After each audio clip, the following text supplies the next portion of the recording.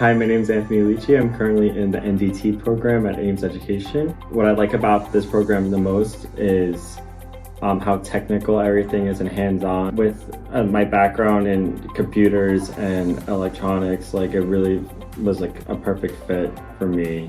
And just the benefit of helping people that are in need with epilepsy and seizures it's going to be, I hope it's going to be a very exciting thing for me in the future. What I like about this program is the teachers and everyone are just so nice and so helpful, and they really want you to succeed. The next steps would be to work at a hospital, preferably in Staten Island where I live currently, and work there for a few years just to gain all the knowledge, especially because one of the teachers there, Ling, works there, and I just want to gain as much knowledge as I can so I can move up and maybe work in Queens or Manhattan just to broaden my horizons, maybe going to IOMN and just become more knowledgeable of the field. Ames prepared me very well for going into the field, just from the instructors and how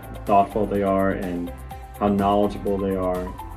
Plus all the equipment we have here just to replicate what we are going to use in the hospitals.